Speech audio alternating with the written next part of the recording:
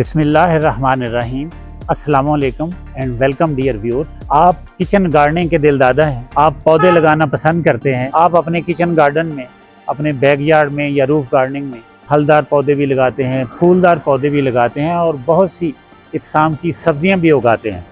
और इन तमाम पौधों के लिए आपको खादों की ज़रूरत पड़ती है। और खादें दो तरह की होती हैं, एक तो केमिकल खादें होती हैं और दूसरी ऑर्गेनिक खादें होती हैं। केमिकल खादें एक तो महंगी होती हैं और मुज़रे सेहत होती हैं। सबसे बेहतर ऑप्शन ये है कि आप ऑर्गेनिक खादों की तरफ जाएं। ऑर्गेनिक खादें आपको मार्केट से भी मिलती हैं, मगर उनके भी रेट्स काफ़ी हैं। बेहतर यही है कि आप अपने घर में अपने हाथ से ऑर्गेनिक खाद बनाएं। आज का हमारा टॉपिक भी यही है कि अपने किचन वेस्ट से और अपने गार्डन वेस्ट से आप किस तरह से कंपोस्ट खाद बना सकते हैं। कंपोस्ट खाद बनाने के दो तरीके, एक तो ये है कि जो भी आपके पास अवेलेबल स्पेस है, आप वहाँ एक खड्डा खोद लें। वो 2x4 का हो, 3x3 का हो, 4x4 का हो, जितनी आपके पास स्पेस अवेलेबल है उतना आप खड्डा लगा सकते हैं। और हमने इसके लिए खड्डा बनाया भी है।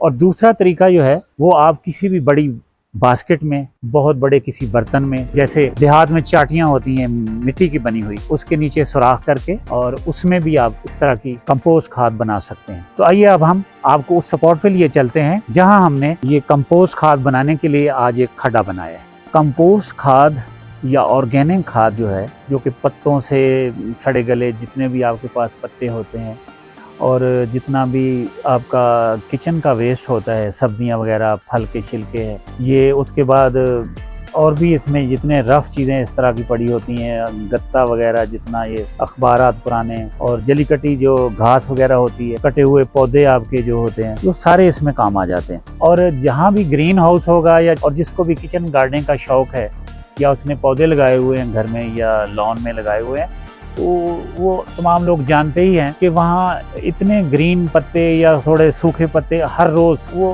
काट भी रहे होते हैं, फेंक भी रहे होते हैं। ज़्यादा पत्ते सूख जाते हैं, वो खुद ही गिरते रहते हैं। रूटीन में ये होता है कि हम इन पत्तों को, जितना ये वेस्ट होता है किचन का या जो भी किचन गार्डनिंग का वेस्ट होता है ना, सारा हम बाहर फेंक देते हैं। उसकी वजह यह है कि हमें इसकी वैल्यू का अंदाजा ही नहीं है। जो भी लोग नर्सरी से जुड़े हुए हैं या किचन गार्डनिंग से जुड़े हुए हैं, वो कहीं ना कहीं इन चीज़ों से उनका वास्ता पड़ता रहता है। कुछ ना कुछ बेसिक इल्म उनके पास होता है, सिर्फ है कि इसको करना कैसे है। वो थोड़ा सुस्ती भी कर जाते हैं हम लोग। मैं 10-12 साल से ये किचन गार्डन मैनेज कर रहा हूँ। कितने पत्ते मैंने फेंके होंगे। सामने वाला प्लाट अक्सर भरा ही होता है हमारा, और भी सारे लोग जितनी कटिंग शटिंग उधर ही फेंकते हैं, तो मैं भी उधर फेंक देता हूँ।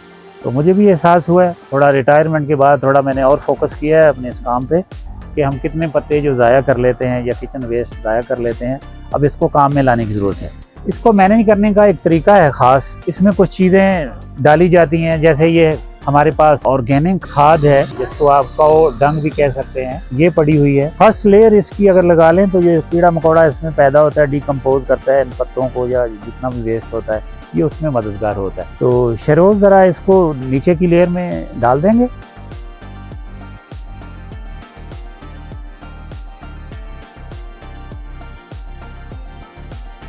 ये पत्ते हम उधर कर देंगे, ये आपने पहले फेंक दिए तो आप पड़े रहें, अब इधर डाल लो। ये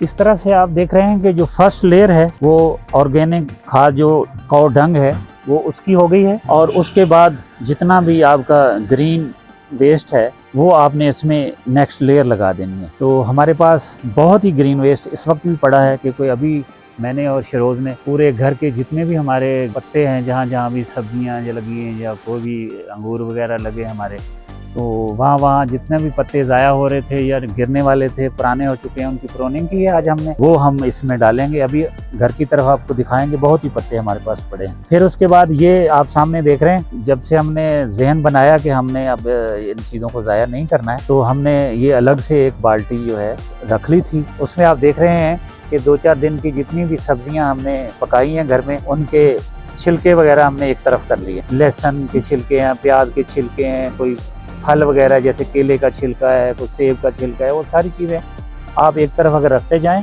ये बाज़ार हमें वेस्ट लगता है, मगर अगर इसको हम अच्छे तरीके से मैनेज कर लें तो ये सोने से कम नहीं है। इसको भी शरोज से मैं कहूँगा कि बीच में डाल दें। प्रोनिंग का जो लफ्ज़ इस्तेमाल होता है, इस तरह से सूखे हुए गैर ज़रूरी पत्ते या शाखें जो कॉम्प्लेन जो नहीं आपको चाहिए होती, फालतू है, उनको अगर आप अपने बाग से, अपने किचन गार्डन से, फूलों से, सब्जियों से इस तरह अगर काटते रहें तो वो जो एक्स्ट्रा जो खुराक ले रहे होते हैं वही खुराक जो आपके सही जो शाखें होती हैं वो उनको मिलती है, जो आपके प्लांट्स के लिए बहुत ही बेनिफिशियल होती है। तो इसकी प्रोनिंग आपको थोड़े थोड़े वक्फे बाद करते रहना चाहिए। और यही जो वेस्ट है इसको आप सारा उस खड्डे में डालते जाएं और यही आपकी कंपोस्ट खाद के लिए बहुत अच्छा मटेरियल बनता चला जाता है। और ये नीचे आप देख रहे हैं काफ़ी इसकी प्रोनिंग हमने अभी की है और जा बजा सब्ज पत्ते पड़े हुए हैं। और अगर आप ये देखें हमारा जो गेट की तरफ यहाँ भी प्रोनिंग हमने की है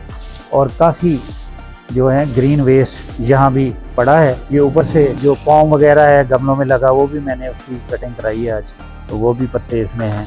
और सामने अगर उमैर से कहूँ कि वो सामने भी देखे वो पत्तों का ढेर लगा हुआ है। ये भी ऑलमोस्ट हाफ थैला जो है ये भरा हुआ है। ये जितना ग्रीन वेस्ट है या पत्ते हैं ये टेरेस पे अबूर की बेलें चढ़ी हुई हैं या घिया तोरी की बेलें चढ़ी हुई हैं, वहाँ से प्रोनिंग की है, तो ये सारा वहाँ से हमें मिला है, इसको भी हम ले आए हैं। इन चीज़ों को अगर सामने रखें तो घर में ग्रीन वेस्ट बहुत होता है, हमें एहसास ही नहीं होता है, हम इसको फेंकते चले जाते। पत्तों का ये भी एक थैला जो टेरेस से आया है, चलो ये भी डाल दें। जितने और भी ग्रीन अभी पत्ते हमारे पास या ग्रीन वेस्ट अभी अवेलेबल है आज के दिन का, तो वो अब सारा हम एक लेयर बना देंगे और उसके बाद इसके ऊपर थोड़ी सी एक खुश्क मटेरियल की एक लेयर बनाना होती है। एक कॉम्बिनेशन सा बन जाता है, कब थोड़ा ग्रीन है, थोड़ा खुश्क है। नीचे आपने देखा हमने ऑर्गेनिक खाद डाली है, डंग। इस तरह से इसकी मुख्तलिफ लेयर्स अगर बनाते जाएं और बाद में जाके इसको ऊपर से डंप कर दें, प्लास्टिक शीट से आप कवर कर दें, ये बहुत ही कीमती खाद बन जाती है जो आप जहाँ चाहें अपने फूलों को डालें, अपनी सब्जियों को डालें और अपने लॉन में डालें। और जितनी भी खादें मार्केट में अवेलेबल हैं ये उन सब का खुलासा भी है और इसमें वो तमाम एलिमेंट्स मौजूद होते हैं जो मजमूई तौर पर केमिकल खादों से हासिल किए जा सकते हैं, बल्कि उन तमाम खादों से भी ये ज्यादा पावरफुल, ज्यादा ताकतवर खाद बनती है। ये क्योंकि ओरिजिनल चीज है, इसमें केमिकल्स नहीं होते और ये आपके फूलों के लिए, आपकी सब्जियों के लिए बहुत ही बेनिफिशियल होते हैं और इससे उगाई हुई सब्जियां और भी ज्यादा सेहतमंद होती हैं। जैसा कि आप देख रहे हैं एक लेयर ऑलरेडी हम ग्रीन जो वेस्ट है हमारे किचन गार्डन का और किचन का, उससे हम तैयार कर चुके हैं और अब बारी है इस पे नेक्स्ट लेयर डालने की और उसमें कुछ ड्राई चीजें हम डालेंगे। इसके लिए हमने लकड़ी का बुरादा अरेंज किया है। इसकी जगह गंदम का भूसा वगैरह भी डाला जा सकता है। अगर आपके पास कहीं आपकी सराउंडिंग में अवेलेबल हो तो जानवर जो चारा वगैरह छोड़ देते हैं खाने के बाद, वो भी डाला जा सकता है। और इसी तरह ये हमारे पास जो कार्डबोर्ड पड़े होते हैं, टूटे फूटे घरों में आम इस्तेमाल होते हैं और हम इन्हें फेंक देते हैं, ये भी एक्चुअली भूसे वगैरह से या गन्ने के जो बाकियात होती हैं उससे ही बनते हैं, तो इनको भी इसमें फेंका जा सकता है। इसी तरह ये लहसुन के सूखे हुए पत्ते हैं, कुछ लहसुन इसमें से निकाल लिया गया है, ये भी इसी लेयर में काम आ सकते हैं। कुछ प्याज के पत्ते हैं इधर पड़े हुए हैं, ये भी इस लेयर में काम आ सकते हैं। मैं शहरोज से कहता हूँ कि ये ड्राई मटेरियल जो हमारे पास है इसकी एक लेयर डाल दें।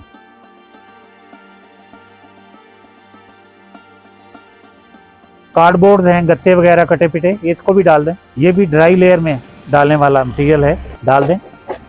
सारे खड्डे में बराबर तकसीम कर दें। फिर आपके पास ये लहसुन के सूखे पत्ते हैं, ये किचन का वेस्ट है, इसको भी डाल दें।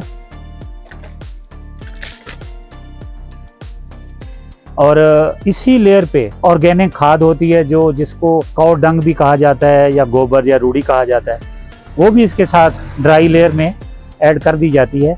अगर वो आपके पास अवेलेबल ना हो तो आप अपने किचन गार्डन की वो मिट्टी जो जिसमें आप ऑलरेडी पौधे उगा रहे होते हैं उसमें भी ये बहुत सारी जरखेज़ी होती है, वो उसके मुतबादल के तौर पे भी आप डाल सकते हैं।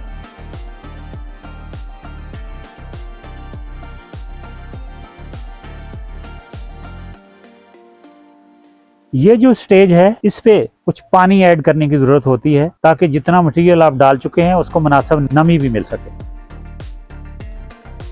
पानी आपने हर लेयर के बाद डालना, चाहे वो ग्रीन वाली लेयर हो चाहे वो ड्राई वाली लेयर हो। नमी का इसके साथ साथ रहना बहुत जरूरी है। एक खास हद तक नमी इसको चाहिए बहुत ज्यादा पानी भी नहीं डालना है। अब नेक्स्ट ग्रीन लेयर के लिए हमारे पास ये घास की कटिंग है, ये भी इसके लिए इस्तेमाल हो सकती है, ये डाल दें।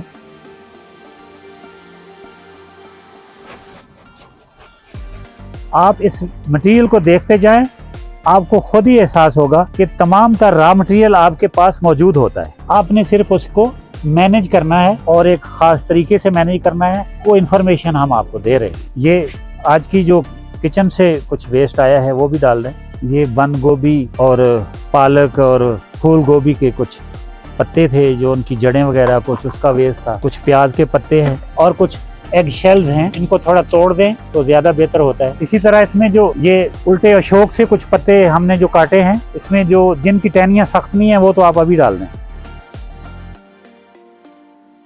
अगर आपको कोई थोड़ी सी बड़ी टहनी नजर आए जो हार्ड हो, जो समझें कि ये गल सड़ नहीं सकती, तो उसको अलग कर दें, उसके खाली पत्ते तोड़ लें। हार्ड मटेरियल इसमें नहीं डालना आपने, जो नरम वाला है वो अभी डाल दें और बाकी आप पत्ते अलग करके डाल लीजिएगा। हमारा ग्रीन हाउस तो माशाल्लाह ऑलरेडी बड़ा पॉपुलर है एरिया में। हमारे घर में इतना पत्ता रोजाना होता है, मुख्तलिफ सोर्सेज से आप सामने भी एक नज़र मार सकते हैं। फिर अभी हमने एक और एलिमेंट आपको दिखाना है, हम वहाँ भी आपको लिए चलते हैं। ये साथ ही हमारे पास अंजीर का पौधा है जिसको फिग कहते हैं। ये भी तमाम दूसरे पौधों की तरह खज़ां के मौसम में ये तमाम पुराने पत्ते गिरा देता है। ये पत्ते रूटीन में हम बाहर फेंक देते हैं। आज के हमारे कंपोस्ट खाद बनाने के प्रोजेक्ट की वजह से ये पत्ते ज़ाया नहीं होंगे। इसके तमाम पत्ते हम इंशाल्लाह अपने कंपोस्ट खाद के प्रोजेक्ट में इस्तेमाल करेंगे। जी शहरोज, अंजीर के सब पत्ते जो आपने तोड़े हैं ये भी डाल दें यहाँ।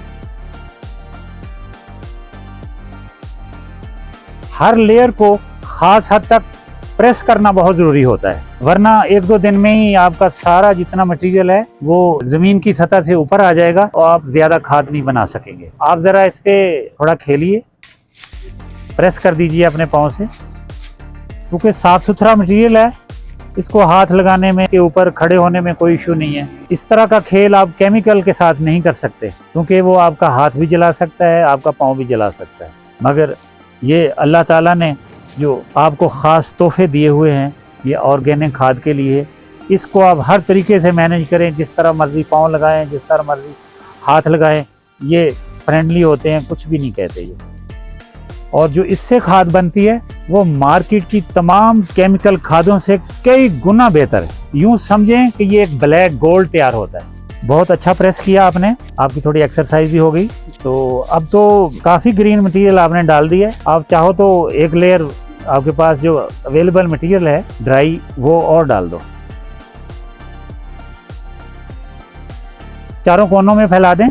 और इसके बाद शावर से कम से कम एक बाल्टी पानी की जो है मिडिल साइज़ की, जैसे ये हमारे पास वाइट बाल्टी पड़ी है, इतना पानी जो है और इसमें डाल दें। और नेक्स्ट लेयर आएगी इस पे ग्रीन की, उससे पहले जो इसको नमी चाहिए पूरे मटेरियल को जो ऑलरेडी हम इसमें डाल चुके हैं, वो उसकी ज़रूरत पूरी हो जाएगी। अभी तक हमने आपको ये तो बता दिया कि इसमें कौन कौन सा वेस्ट आपने डालना है किचन गार्डन का और किचन का। अब बारी है उस मटेरियल की जो आपने इसमें बिल्कुल नहीं डालना है, और उसमें मोटी मोटी चीज़ें हैं जो बताना बहुत ज़रूरी है। ख़ास तौर पे शॉपर आपने इसमें नहीं डालना है। कोई शीशा वगैरह घर में अगर टूटा हुआ आपके वेस्ट में आ जाए तो बिल्कुल भी नहीं डालना है, आपका हाथ पाँव जख्मी हो सकता है। फिर बच्चे बिस्किट वगैरह घर में खाते हैं और चीज़ें लाते हैं, उसके जो रैपर्स होते हैं वो भी इसमें नहीं डालने।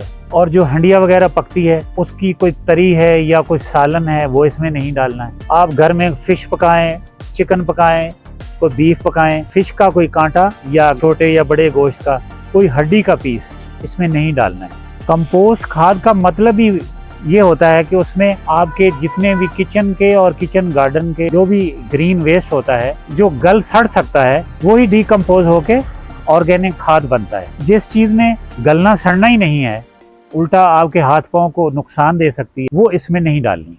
इसी तरह आपने इस खड्डे में कोई सिट्रस फैमिली से जुड़ा फ्रूट नहीं डालना, जैसे लेमन है या किन्नो वगैरह है। इनमें खटास होती है और उनकी वजह से जो बैक्टीरियाज इस पूरे मटेरियल को डिकम्पोज करते हैं उनको नुकसान पहुंचता है और पूरा प्रोसेस जो है वो स्लो होता है। और इसी तरह आपने इस खड्डे में ऐसी जड़ी बूटियां भी नहीं डालनी जिनके ऊपर बीज आ चुका हो, क्योंकि वही बीज आगे चलकर आपकी ज़मीन में या आपके पॉट्स में मुंतकिल हो सकता है। जितना हम वेस्ट डाल रहे हैं वो इस लेवल पे आ जाएगा। ये हमारी ज़मीन की सतह है बाहर वाली ज़मीन के बराबर। जब ये इस लेवल पे आ जाएगा हम इसको बंद कर देंगे और इसके ऊपर मिट्टी डाल के इसको बिल्कुल कवर कर देंगे। जहाँ तक कंपोस्ट खाद के तैयार होने का ताल्लुक है, ये गर्मियों के मौसम में 70 दिन में तैयार हो जाती है, जबकि सर्दियों में ये 100 दिन में तैयार होती है। और जब इतना पीरियड गुजर जाए, मौसम के मुताबिक आपने फैसला करना है कि इसको आपने फिर ओपन करना है इस होल को, और ये सारा मटेरियल बाहर निकाल के इसको धूप में सुखाना है और फिर इसको किसी बड़ी छलनी से गुजार के छान के आपने इसको किसी भी बर्तन में या थैले में डाल लेना है, और वही कंपोस्ट खाद ऑर्गेनिक खाद होगी जिसको हम ब्लैक गोल्ड कहते हैं। तब तक ये ब्लैक गोल्ड आपके हाथ में होगा। आप इसको फूलों के पौधों के लिए इस्तेमाल करें, आप इसको फलों के पौधों के लिए इस्तेमाल करें। ये बहुत ही अच्छा रिजल्ट देता है और फौरन देता है। कंपोस्ट खाद एक दफ़ा यहाँ से तैयार कर लें, उसको इससे निकाल कर आप इसी खड्डे को दूसरी दफ़ा, तीसरी दफ़ा, चौथी दफ़ा बार बार इस्तेमाल कर सकते हैं। मगर जब इसे आप क्लोज कर चुके हों और इसकी तैयारी का इंतज़ार कर रहे हों, उस दौरान आप बास्केट वगैरह में कंपोस्ट खाद तैयार करें। जो वेस्ट मटेरियल उसको ज़ाया बिल्कुल ना करें, और किसी बड़ी बास्केट में जो कंपोस्ट खाद बनाते हैं उसकी वीडियो हम अलग से देंगे। उम्मीद है कि कंपोस्ट खाद तैयार करने के हवाले से आज की जितनी इंफॉर्मेशन है ये आपके लिए बहुत ही फ़ायदेमंद साबित होगी, और आज के बाद आप केमिकल खादें इस्तेमाल करना छोड़कर ऑर्गेनिक खाद की तरफ जाएंगे, और ऑर्गेनिक खाद भी वो जो आप अपने हाथ से तैयार कर सकते हैं। इसी के साथ हम आपसे इजाज़त चाहेंगे। अल्लाह ने के बाद।